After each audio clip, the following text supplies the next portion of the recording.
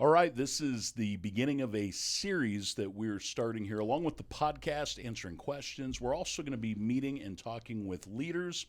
And right now, we're going to be meeting with one of the elders at our church. As a matter of fact, you've been an elder here as long as I can remember. You've been in leadership as long as I can remember. Before I ever came here, I came here probably when I was 22, 23 as the children's pastor. You were in leadership and helped the church transition through different types.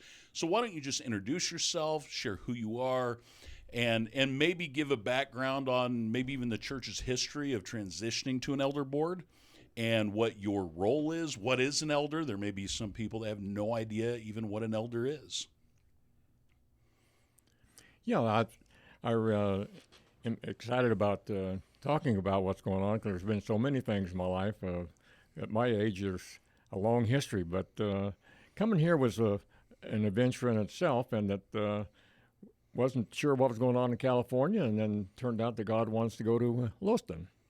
And come to Lewiston, we got here in 2000, and in 2000 we started immediately in the church, and like every church we've been active in ministry since my junior year in college, and that includes 50 years of teaching. So this was a good experience because shortly after we got here, they redid the Constitution, and they changed it to have an elder board.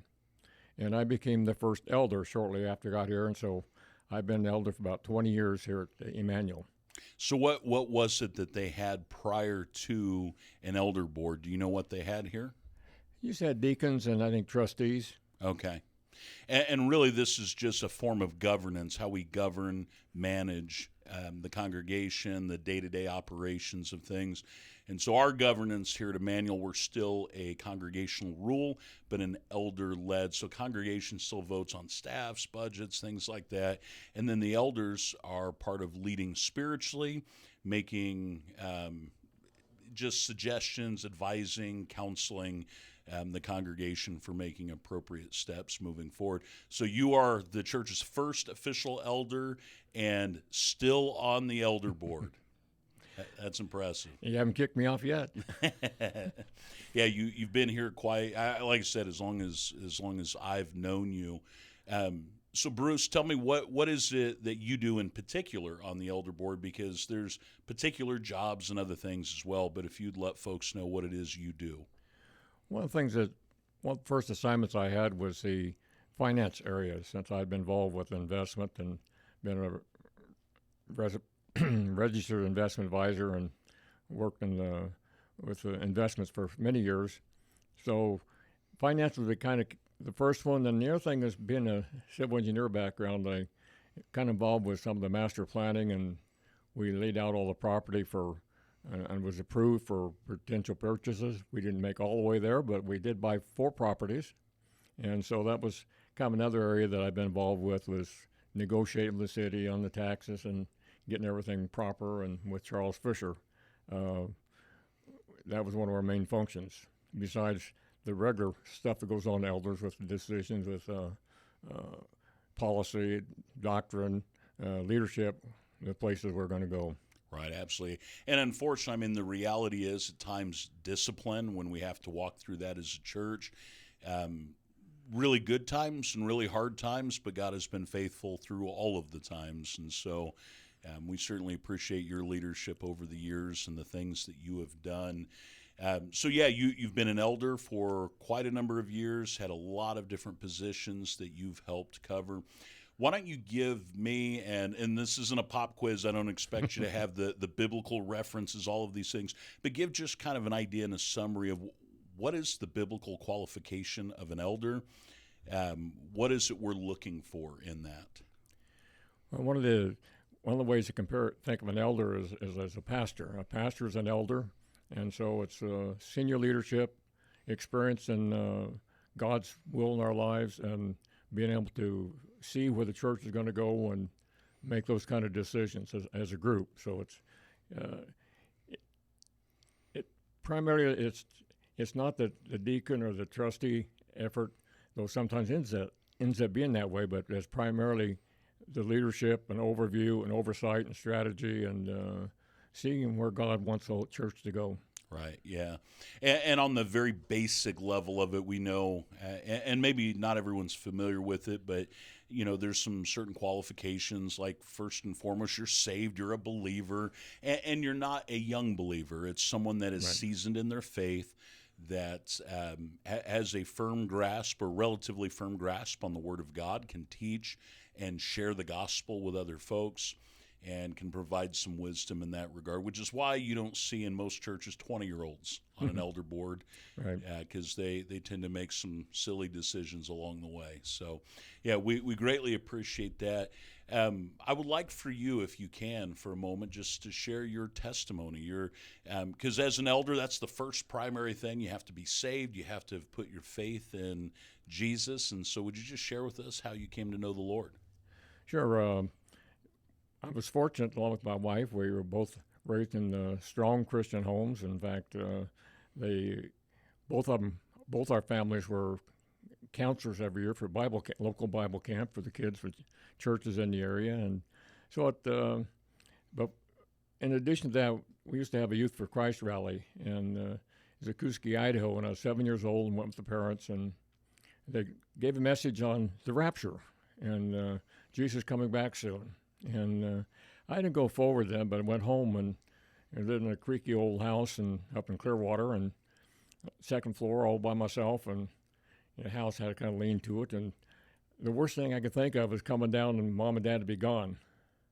I said, oh no, because you find in Jude that people either saved by fear or by the love for Jesus. And I must say that I'm with the 50% that's saved out of fear.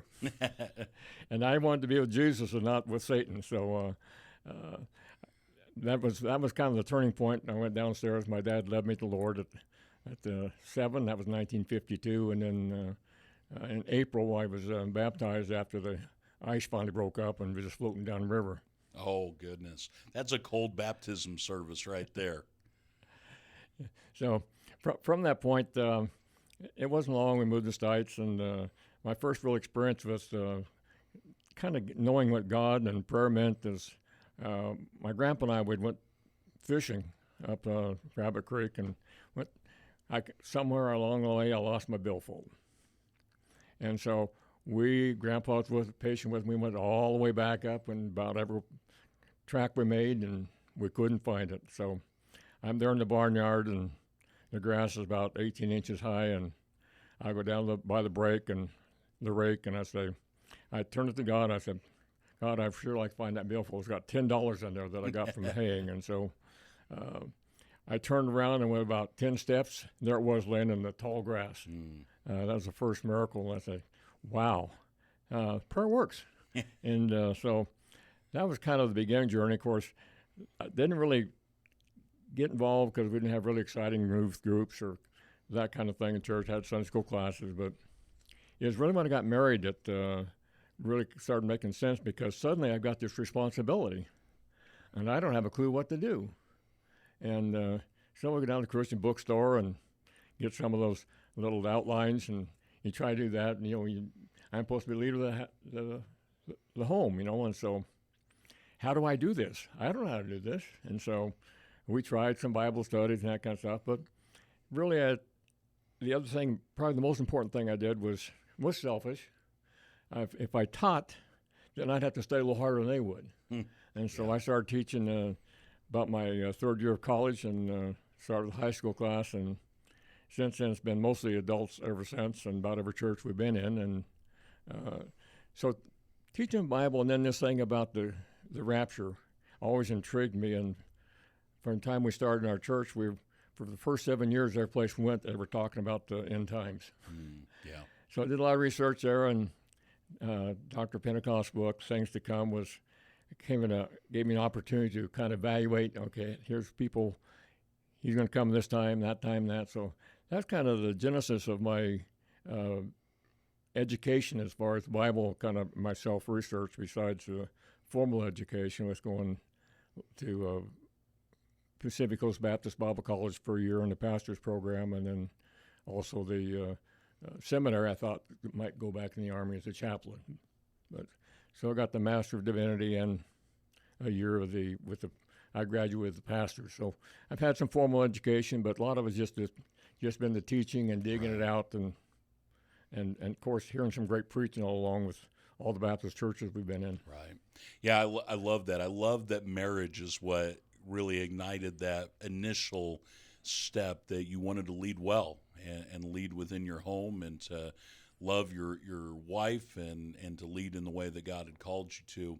And I think for a lot of us, we do that as well through our own study, because you do have to stay a step or two ahead of your students. And so it does kind of force you to be a better student yourself and to dive in. So I think that's really good practical advice, especially for people who are maybe newer to faith, or maybe they haven't really grown a whole lot.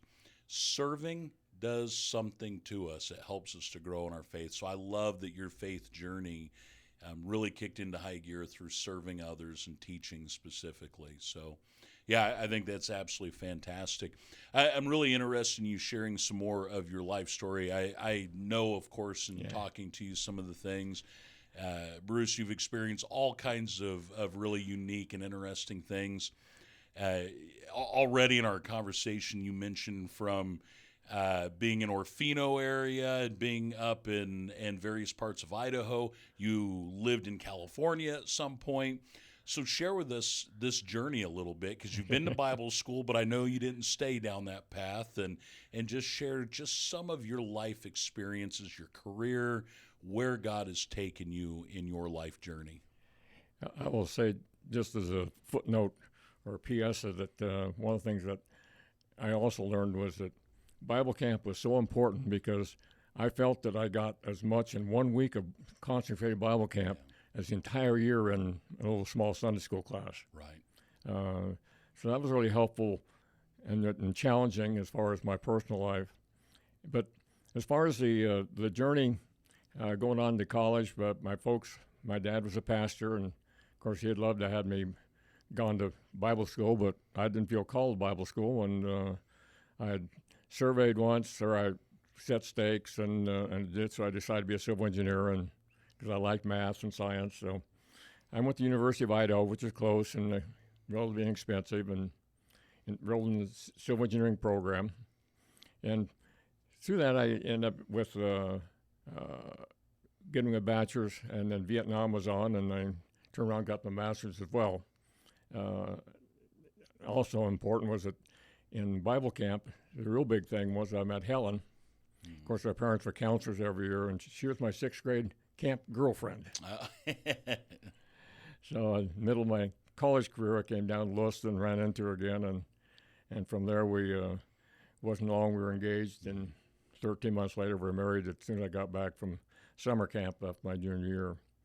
So starting from the college, going there was start off in the military with a Navy program in ROTC, and even went on a destroyer for 6 weeks out of San Diego, and then another period we were still in the program. They wanted to introduce us to naval aviation, and we got to fly some. We took turns flying the carrier craft for the Navy. Oh, wow. And so that didn't enthuse me too well, because I was the third one to go, and by then my stomach was getting a little bit touchy, and I was more interested in getting down than doing a lot of flying. So thereafter, after 2 years in the Navy, I switched to Army ROTC and got commissioned as a lieutenant and in engineers. And first assignment was to an Air Force base in Germany. So again, another miracle. God put me in a place I had no idea. I was in a residential office, working with German contractors, didn't have a rifle, didn't have a gas mask. So got an Air Force base, was fantastic, and got to work involved in the church there, and so we were in the choir just like many other places. So from there we took I was 8.5 years in the Army, in Germany, and I had to come back a little bit sooner because my dad had terminal cancer with a brain tumor, and so at 49 he passed away, and so then my father became God the Father. So Right. I missed my father because he did all my fixing in automobiles and that kind of stuff. So with the military career, there was the highlight was, besides Fort Lewis, back to South Korea for a company command for a couple of years, and then advanced course, and I went to West Point. Got chosen to go to West Point to teach there, and again, the worst part about the preparation, because the summer there before teaching, was they showed videos, and you had to watch a video of yourself teaching.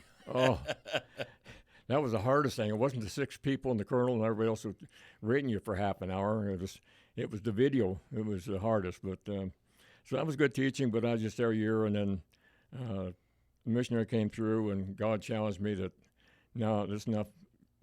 This man's army. He wanted me in his army. So we left there, and consultation with our pastor and more prayer, and we ended up going to California from New York to Bible college.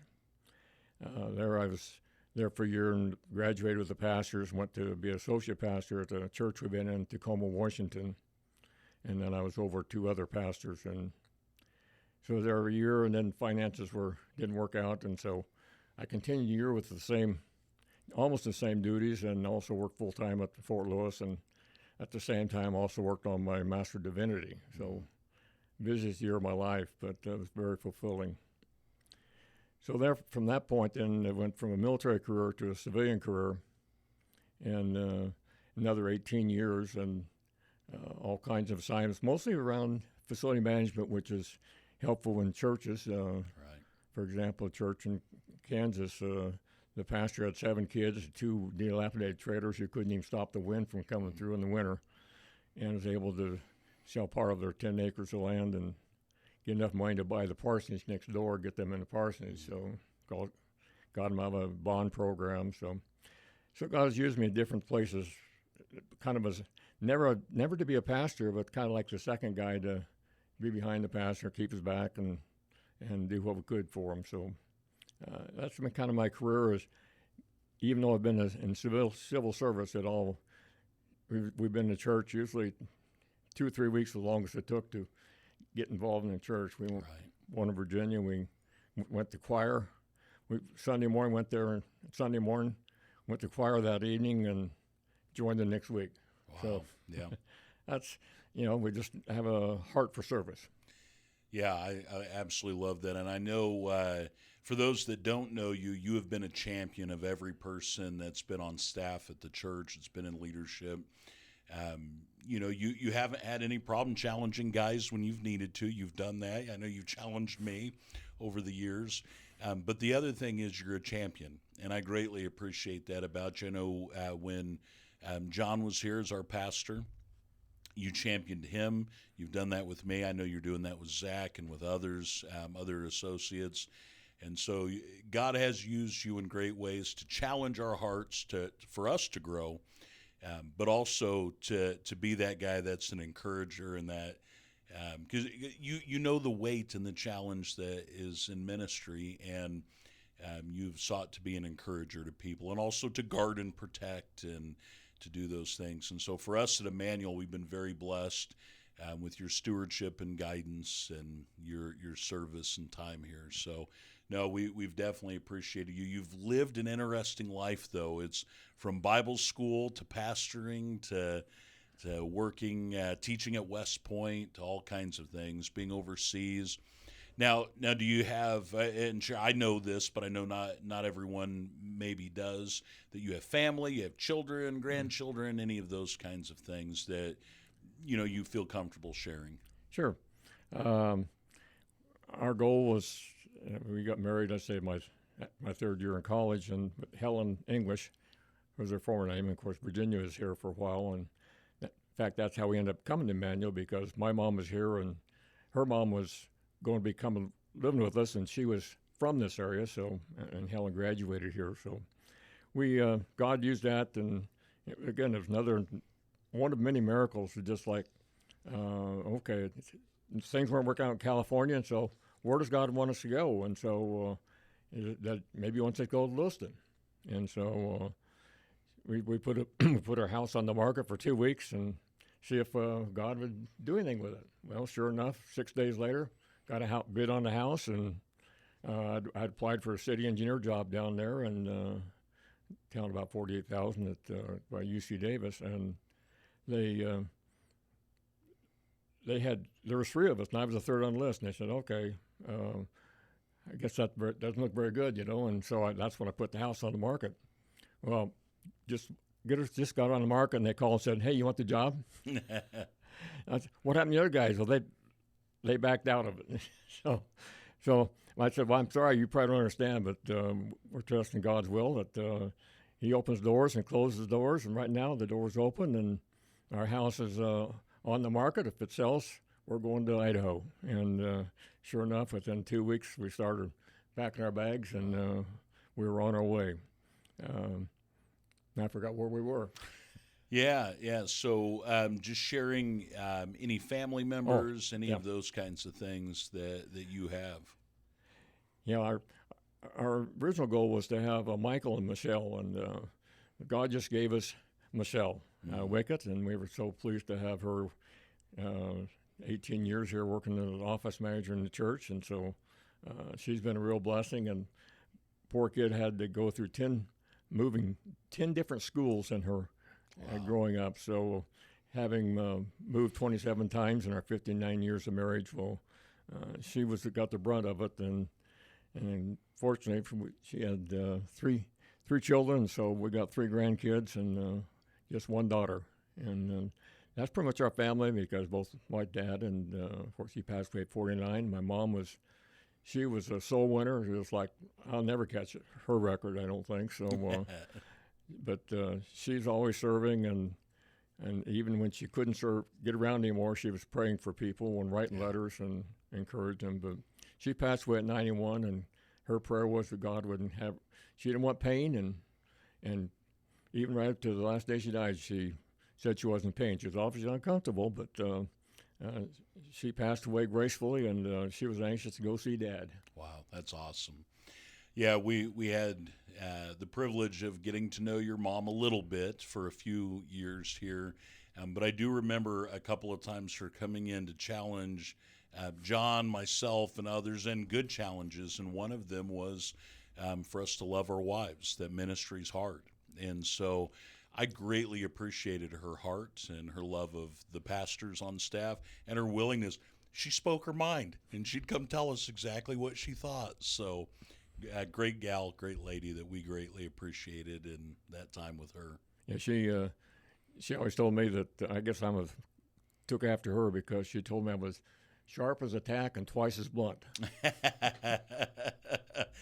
I think you take after her then. She had the same gifting that you do. So, but a blessing. Both of you have been a tremendous blessing. I want to hear just some of your personal hobbies and just some things, maybe interest hobbies, things like that, that maybe people don't know about you. Yeah. Well, I've been in sports my entire life, from all 4 sports in high school, and broke the district record, and went to college, and went out for javelin my 4th year and broke the javelin record. And so I stayed with sports, even though for 30 years I didn't really touch that kind of stuff. I got back here, and we have these senior games. And so I had to give up the basketball and softball that played so much of at earlier age. And so finally, now I'm still down to golf 3 times a week and pickleball twice a week to keep my cardio up so my heart don't give up too easy. I already had one blockage. So that's really a sport. And then besides the senior games, I involved from the state to the national level, still throwing the javelin, discus, and shot, and hammer. And and I look for opportunities to witness, because I've been praying for a guy that I met last year from the Idaho team in Salt Lake City at the Veterans National Games, and he had been in almost like a basement, and blinds closed for 10 years. Wow! And his wife just goodness. Wouldn't go out, wouldn't socialize, just wouldn't do nothing. And somehow somebody encouraged him to go to the games, and he met me, and we just started talking, and man, he's really come out with his PTSD, and he's 100% disabled. And so I've been praying for him. You don't really have a church or home or a background in that area, and so been praying for him. I'm going to be meeting with him again with the whole group of 10 guys that were in. We just got back from Memphis a couple weeks ago, and we're going to have the state games in Nampa in September. So another guy I talked to quite a bit had PTSD, and so some of the guys that have some hard times in psychological whatever, and so God, I'm always looking for an opportunity, whether it's an airplane ride or where else. God, if there's somebody to talk to, Right. I let the Spirit go, and I'm ready. And you do a great job. I know you've shared some of these experiences, and so not only a tremendous athlete, but using that for the Lord. So even in your hobbies, having that as a central thought to share the gospel, share the love of the Lord with others. You said at University of Idaho you held a javelin record there. How long did that last until? Well, I don't know when it lasts, but there's a guy that was a national world champion in the decathlon that broke it. So then it's been subsequently broke, but it had been there for 32 years before I broke it, and it's. I wish I could get anywhere. I wish I could get half that distance now. Well, you were a few years younger back then, so I can understand. But it's impressive to me, just knowing that you're going to the senior games and competing and succeeding at that, and then also using that to share the gospel. There's a lot of folks that at a certain point in life they just shut down. They decide they're done living, they're done doing things, and that's not something I've seen with you. You've not only been active. You like to still go on vacation and enjoy your life and build relationships and talk to people. And so I find that very encouraging. Yeah, it's been that's just kind of natural, but we're, my wife, Helen and I were diametrically opposite. She's an introvert and I'm an extrovert. And we're at the opposite ends of the spectrum as far as the Meyer-Briggs. So, but turned out the opposites attract, and so it's been a good combination over the years. And so she puts up with me, and she's content to be kind of quiet behind the scenes. And though she's done much better coming out, and she's enjoying greeting people and stuff. Right. There's something that was hard for her to get used to, but I think we've got a pretty good combination going. Yeah, absolutely. You're definitely a good partnership for one another. I want to hear just briefly, I know you've shared some of this, but if there's something in particular you're passionate about when it comes to your walk with the Lord, if you were to take a young believer, someone who's maybe brand new to faith, and you're looking to disciple them, and just something you're passionate about seeing the next generation move towards, or something to see in followers of Jesus? Just the beginning of that thought is that you talked about passion and the spiritual realm. There's nothing more in all my sports, all things I do. There's nothing more I enjoy more than leading some with the Lord. Yeah. And of course, second to that is to encourage them along the path, along their journey, and that's if any way I can help on the journey. The other passion I've had over the years was for single adults. I've started 4 different groups in different churches, and it's my heart passion to see the same thing going here. I realize I have a communication gap because of my age, but I don't mean my heart's not in it. That I'm fully supportive behind the scenes for anything along that line for them as part of Christian growth or young believers. I was in a church in Tacoma, and I did all the baptizing. In 2 years, I baptized 200 people. There were a lot of service people and stuff, so that was a lot of fun too. So.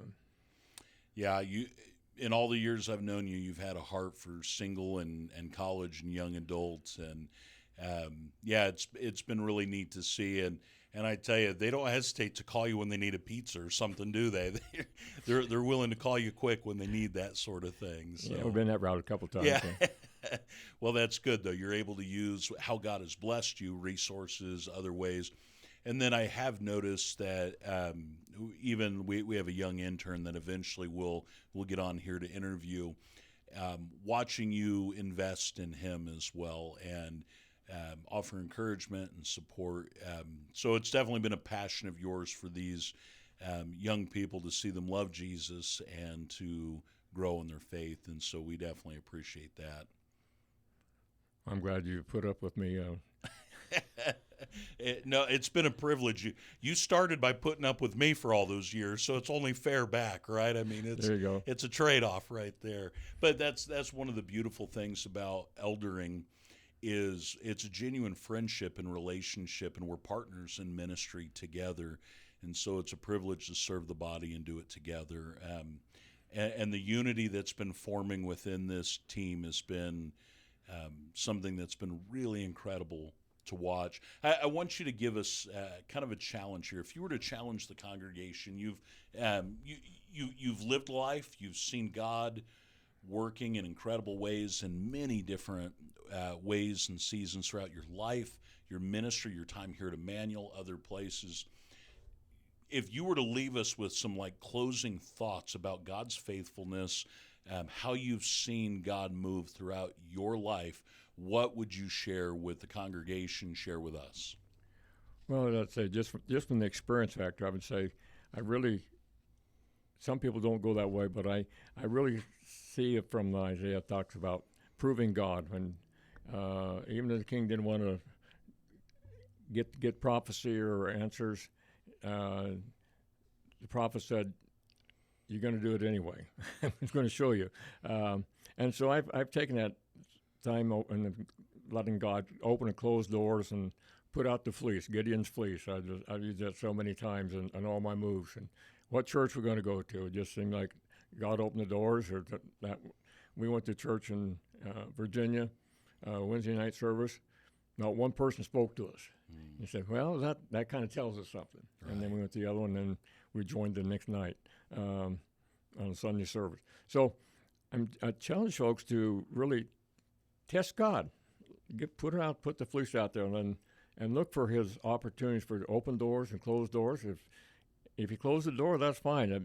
Your nose might bleed, but it's you say, okay, that was a good idea, but that wasn't what God's idea. It didn't fit there. So it don't hurt to give God a chance, and because we're saved unto good works.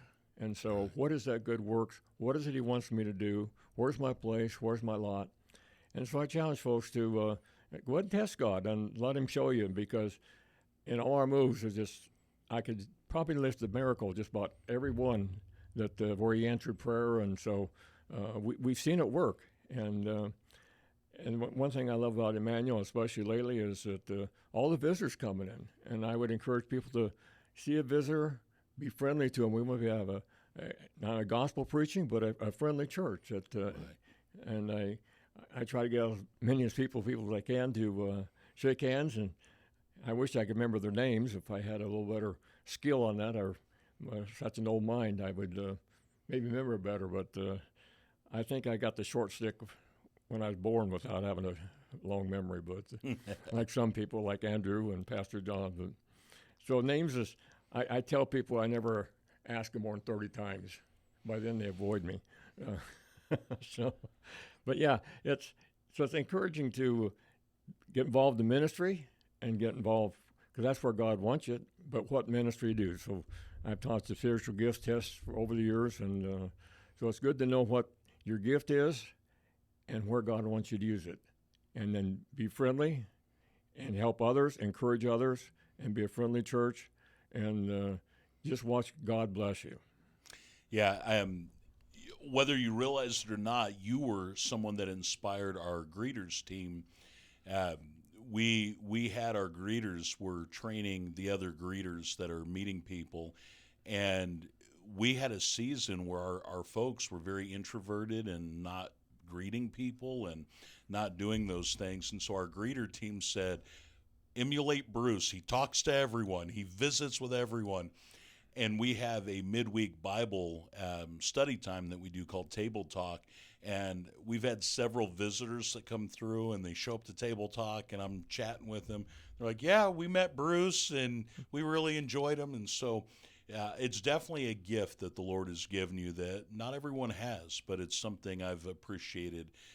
Okay, I have just a quick, silly, rapid fire now that you finished on, a good serious note, but I'm going to give you a couple rapid fire, silly ones that maybe our people need to know about you. Okay, coffee or tea? Neither. Neither. Okay, well, what's your beverage of choice? Well, it's interesting because I used to drink coffee, and I had a series of issues with internally as far as drinking coffee. I had to go off coffee and pizza and hamburger and all that kind of stuff for a couple of years, and so I stopped drinking coffee. So my coffee, I call myself a social drinker. Oh, With my Sunday school, my Sunday school class, I have one cup of coffee a week. Otherwise, it's during the week. If it's anything related with pineapple for drinking, that's pineapple juice. I have that for the morning, or pineapple all day long. But my favorite is probably lemonade with raspberry huckleberry flavor. Gotcha. Okay. Well, that's probably a better answer than coffee or tea right there. All right. So give me your favorite vacation spot. My favorite vacation spot is probably a cruise. I really enjoy cruises. We've gone to many places in Germany, and one other thing I didn't mention was, if I can throw that in, is that we had an opportunity in the mission field, because I used to run a mission program one church. We got to work with the missionaries in South Korea when I was stationed there. We got my wife's sister is 40 years missionary in Hong Kong. We got to visit him 3 different times. We got to visit our missionary in Philippines at his work. And then we personally supported over 30 years a couple that were in the Amazon in Brazil, in the jungle tribes. Wow. So we've had some online experiences. In fact, Michelle's adopted grandparents were in Korea. So that was a good thing. So now I'm sorry I diverted back there, but that one note I forgot to include there. But missions is also a heart of mine too. That's definitely a passion. Absolutely. So if you were to vacation anywhere, where would it be? Well, we love Germany. Never had a bad meal. My wife loved Korea. She never had a bad shopping experience. That's a good reason to vacation. Love the East Coast, but it's too hot and humid, so Yeah. love it right here with no earthquakes and tornadoes. And Yeah, they call it God's country for a reason, right? Yeah. All the outdoor sports, everything. So here's when you can't cheat on this one. So it's, if you were to meet any historical figure, who would you meet? And you can't pick Jesus. I think still my favorite is a man after God's own heart, King David. Okay, that's a good one. Still halfway cheating, but we'll take it.